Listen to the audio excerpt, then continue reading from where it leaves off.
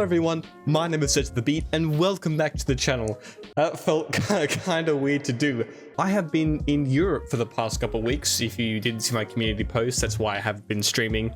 But uploads have been going on as usual. It's been a while since I've recorded a video. It felt a bit weird to do that intro, but I'm glad to be back. I'm very excited to get back into making videos. This is the first thing I've recorded, obviously, since coming back from Europe. So, let's begin. I wanted to tell you a little bit about my trip to Europe. For some of you, you might be a little bit interested. For me, I might not be able to get an upload out this week, so I need a quick video. On the 31st of January, me and my sister departed from this country and went all the way to London.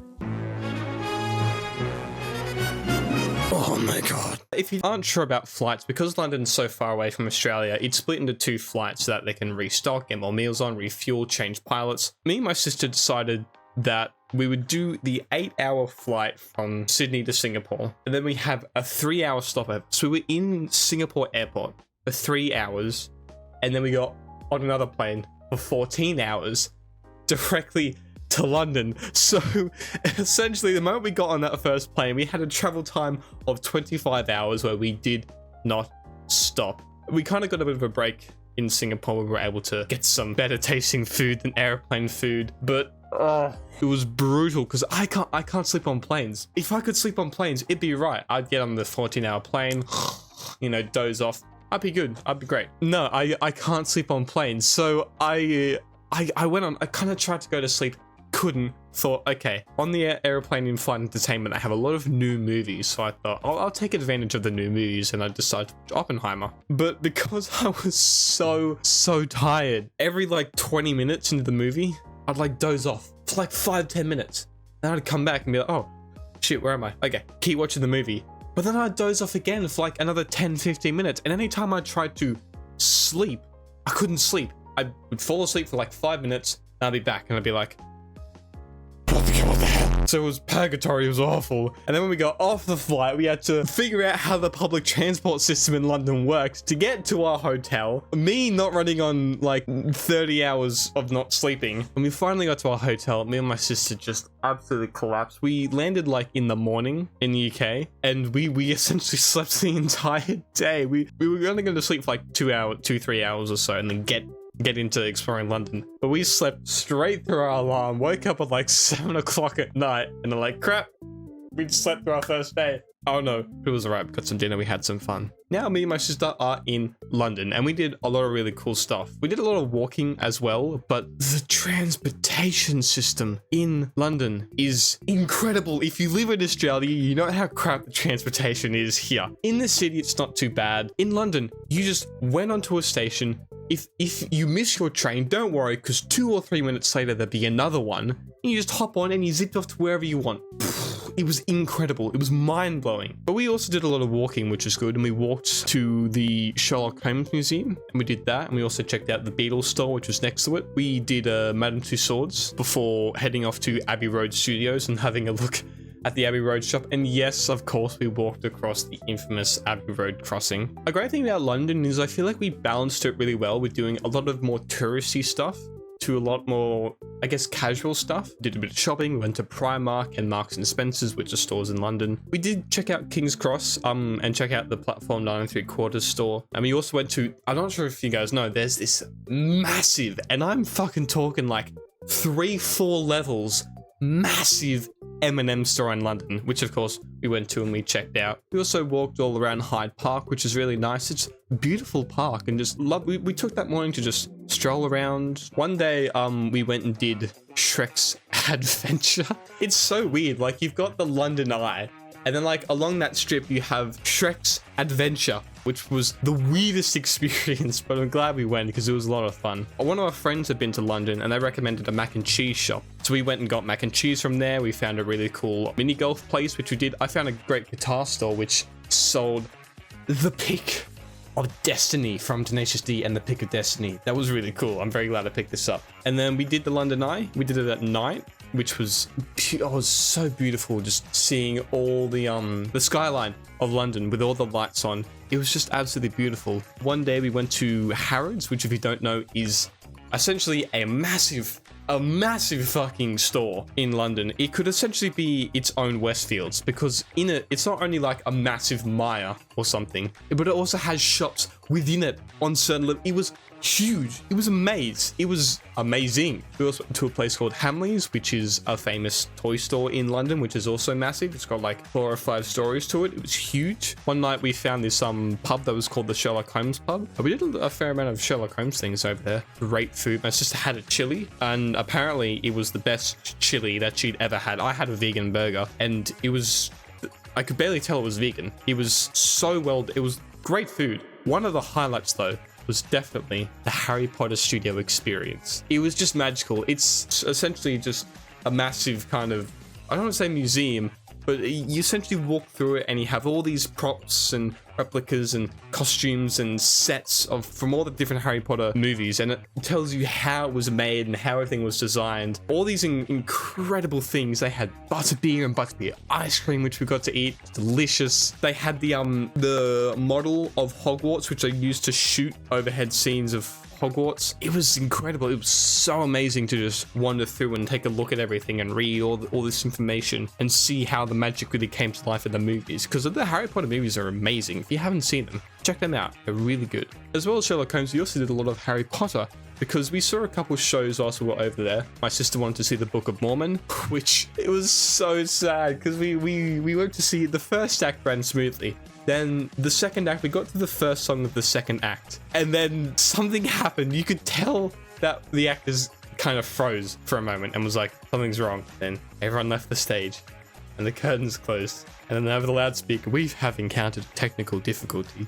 Please stand by. And for an hour, I think just under an hour, just like every 5 or so minutes, we've undergoing a technical difficulty. Please stand by. We'll give you as much information as possible. Oh, we just sat there. It was so sad. And then after an hour, they were just like, yeah, sorry, shit's fucked up. We're going to give you a refund, but you can't see the rest of the show, unfortunately, which was a bummer, but yeah, it happens. We went to see Harry Potter and the Cursed Child, which if you don't know is essentially kind of like the 8th movie, I guess. It's the story after the Deathly Hallows, but on stage, but it's a really big play. So it's essentially 2 plays in 1. So what you can do and what we did is we went to see the first half, which had acts 1 and 2 in it. And then they give you like 2-3 hours to go out, get some dinner. Then we came back, watched the second half, acts 3 and 4. So it was 2 shows that made the one. It was a big show, but an incredible production, because they do so much magic live. There's so many things on that stage that I just look at and thought,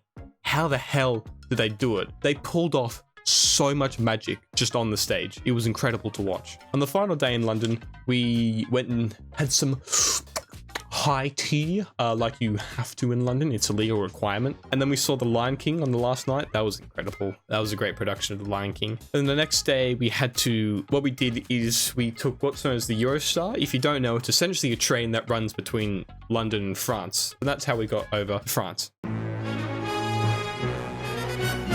We had less time in France than London. We had 2 days where we were able to just walk and wander around and enjoy ourselves. We climbed the Arc de Triomphe. We walked down, I don't know what the street's called, but essentially the rich strip of London with all your Louis Vuitton and Tiffany & Co. and all your really expensive brands that obviously we had no money to pay for anything, but it was nice to have a little walk and a little look around. We also went to Notre Dame, which was still being rebuilt after the fire, so unfortunately we couldn't explore it. But we looked at this bookshop called Shakespeare & Co., which was a lovely little bookshop, but of course it was packed because it was a Shakespeare bookshop and everyone wanted to get in there. We looked at some other shops, we wandered around. We found an Australian bar. I think it was called the Australian Bar. It was so weird because like you walk in and it's just boom, Australian stuff, indigenous stuff, right there, Vegemite, you want some? It was stereotypical, but they didn't do a bad job. They didn't do a bad job at it. We got crepes, we got croissants, we got a lot of different French meals. But the final 2 days of France, or Paris, I guess, was Disneyland. We did Disneyland Euro, and it was so much fun. The first day we did the Walt Disney Park, which we explored. We went to Disneyland. It was a lot of fun. We rode rides. We bought way too much. We ate way too much. We decided to stay right until the 10 o'clock fireworks, because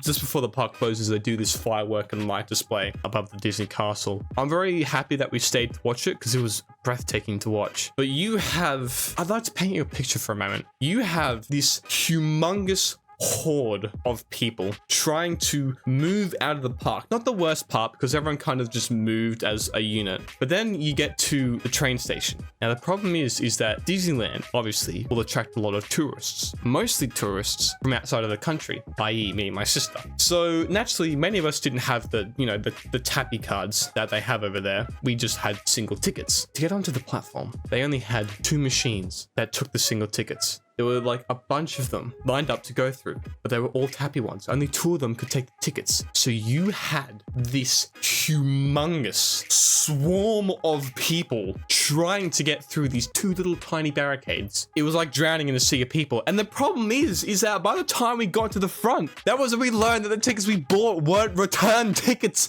They were single tickets. So we had to get out of the crowd, get new tickets, and then get back into the crowd to get onto the train. Oh, it was a nightmare, but it's a funny story to tell, at least. But that night, ooh, that was the worst part of the trip. Second day, we get into Disneyland. We do the Hollywood Studios, I think it's called, park. It's a bit smaller, so we weren't there quite as long. There were a lot of fun different rides. There was this Ratatouille restaurant where it's made so that you feel like a rat, because all the furniture and stuff is like giant plates or big bottle caps that you sit on. It was really cool. The decor was amazing. What was also cool was that the Ratatouille ride next to it, at the end, you can see into the restaurant. So I did that. My sister did the Hollywood Tower of Terror, which if you know, you know. I can't do roller coasters like that, man. I stick to my easy stuff and I call it a day. And we got out a lot earlier, so we didn't have to deal with all the masses. Then the next day we had to wake up at ridiculously early o'clock. Oh, I can't do mornings, but that was awful. Got into an Uber, caught a flight to Singapore. That was a 12-hour flight, so it wasn't too bad, but it was still quite a long flight.